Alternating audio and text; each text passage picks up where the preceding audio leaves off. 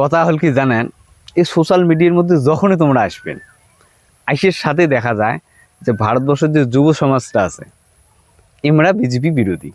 এমরা CGPA পার্টির রূপ নিয়ে সিজিপি পার্টির পিছন থাকিয়ে সিস্টেমক প্রশ্ন করবে লাগছে, সওয়াল করবে লাগছে, আগামী দিনে সরকার পরিবর্তনের কথা কওয়া লাগছে।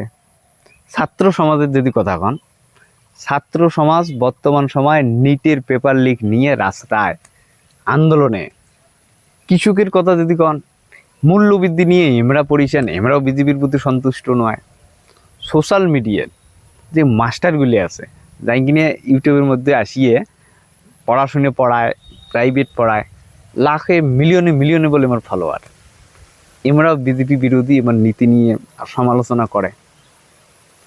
আচ্ছা, দেশের মধ্যে এত বিরোধী থাকার পরে যেটাই ভোট হোক, যে রাজ্যতে ভোট হোক, ওটিখোনায় বিজেপি কিভাবে যেতে রে?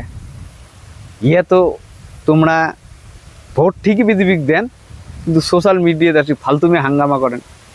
আর না হলে তোমরা যদি ভোট নাই দেন, তারপরেও যদি বিজেপি জোতে, তাহলে এই প্রশ্নটা করা উচিত যে यार भाई साहब खेल कहाँ हो रहा है, कोई सच में खेल ईवीएम में तो नहीं है।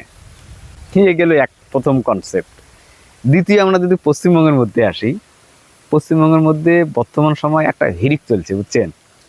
সেই গ্রামগঞ্জ থেকে শুরু করিয়ে একদম কলকাতা লেভেল অবধি সব জায়গার মধ্যে একটা হিড়িক চলছে।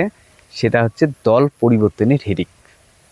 বর্তমান সময় দেখবেন ছোক টিএমসির নেতাকর্মীগুলি হয় স্যালেন্ডার করে দিয়েছে, আন্নার দল পরিবর্তন করে বিজেপি যাওয়ার সুযোগ নিবে নিতে চেষ্টাটা করবে লাগছে। ও তো কপাল ভালো যে বিজেপি দরজাটা বন্ধ করে রাখছি, না হলে এটা সত্যি কথা, বর্তমান সময় টিএমসির বাতিল 11 লোক পশ্চিমবঙ্গে থাকতো না। এই যে সেদিনই কিবে নাম, রিজু দত্ত না কিবে, হাওড়ার এমএলএ, ও বাগি हो गया, প্রশ্ন করবে লাগছে, বিজেপিকে প্রশ্ন করবে লাগছে, মতলব কি টিএমসি প্রশ্ন করবে লাগছে, সমালোচনা করবে লাগছে, নীতি আদর্শ নিয়ে প্রশ্ন করবে লাগছে। যখন টিএমসি ক্ষমতায় ছিল, ও কিন্তু এমএলএ ছিল, হাঁটতে হাঁটতে মতলব ও বদল গেয়া পাল্টু রাম। তো কিছু মানুষ এমন আছে, শুধুমাত্র যে কলকাতা লেভেলে সেটাও কিন্তু না, তোমার গ্রাম লেভেলের মধ্যেও আছে, খুঁজলে পাবেন। কিছু মানুষ এমন আছে যাই প্রচণ্ড সুযোগ সন্ধানী লোক, ওমরা যেটে নিজের প্রফিট ওমরা অতি, মতলব ওমরা চায় হামেশা আমরা শাসক দলের মধ্যেই থাকি, খালি কোনো নীতি নাই, কোনো আদর্শ নাই, মেরুদণ্ডহীন প্রাণী। মুই কং এগুলো মেরুদণ্ডহীন প্রাণী, এমার কোনো নীতি নেই, আদর্শ নাই। ইমরা নিজের স্বার্থে যেটি গেলে লাভ হবে ওমরা ওটি দেয়, ওটি দিয়ে ফির ঘোটালা করে, ফির ওর থেকে আর একটা যায়। ইমরার কাজে এটি এই মানুষগুলি তোমরা চিনি রাখো, এই মানুষগুলো ভালো না। মমতা ব্যানার্জি আবার কবা লাগছে যে দলটাকে আবার নতুন করে তৈরি করব, যার যাওয়ার ইচ্ছা আছে চলে যাও। এই সমস্ত লোকে টিএমসির কাছে খারাপ করছে। তো আজকে রাসমনির হাটে, মানে রাসমনির রোড না কি রোড সম্ভবত, ওই রুটের মধ্যে আজকে দিদির জননেত্রী আমাদের মমতা ব্যানার্জির একটা বিক্ষোভ মিছিল বা একটা অনশন, একটা মঞ্চ একটা তৈরি করার কথা ছিল, কিন্তু ডেকোরেটর যাই মানে প্যান্ডেলটা বানাইবে ওমরা যাওয়াতে, ওমরা যে কাজ শুরু করবে না, কাজ শুরু করবে যাওয়াতে পুলিশ ফিরমক বাধা দিয়েছে যে না, এটি এই ধরনের কিছু হবে না, পারমিশন দেয় নাই আর কি। তারপরে বর্তমান ফির কলকাতার ওয়াই চ্যানেলের মধ্যে বর্তমান দিদি যে ওটি আন্দোলন করবে লাগছে, এই কথাটা কবা লাগছে। তো সেই আন্দোলনটা দেখিয়ে এই মানুষজন যতটা মানুষ আসছে আর কি, এই হারার টাইমে এতটা ভয় ভ্রান্তির পরেও যে মানুষগুলি দিদির ডাকে সাড়া দিয়ে গেছি, তো দেখি মনে হয় যে হ্যাঁ আর ঠিক তো, হ্যাঁ মানুষ দিদিকে এখনও ভালোবাসে, এখনও দিদিকে সাপোর্ট করে।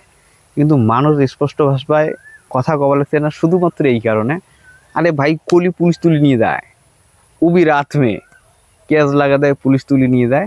এই পুলিশের আতঙ্কের কারণে মানুষ স্পষ্টভাবে বর্তমান সময় টিএমসির সাথটা দিচ্ছে না। তো তোমরা যদি একনিষ্ঠ টিএমসির কর্মী হয়ে থাকেন, টিএমসি পার্টিটাকে ভালোবাসেন, তো মন খারাপ করার কিছু নাই।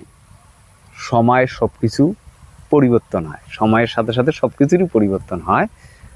ভালো দিনও আসে, খারাপ দিনও আসে। এটা খারাপ সময়, একটু সাইলেন্ট মুডে থাকো, দেখো, ওয়াচ করো, রাজনীতিটাকে দেখো, বোঝো। যখন সময় আসবে তখন ফিল্ডে আসবেন, ভোট ক্যারি করবেন, ভোট নেবেন, মানুষের কাছে যাবেন, মানুষের কাছে ভোট চাবেন, সব করবেন। শুধু দুর্নীতি আর ঘোটালাটা করবেন না। এই দুর্নীতি আর ঘোটালার কারণেই কিন্তু আজকে তোমার এই অধঃপতন। আর কোনো ধরনের হিংসের মধ্যে নিজেকে জড়াবেন না, এটি হচ্ছে আমার অনুরোধ। ঠিক আছে, ভালো থাকবেন আর আমার চ্যানেলটা সাবস্ক্রাইব করবেন।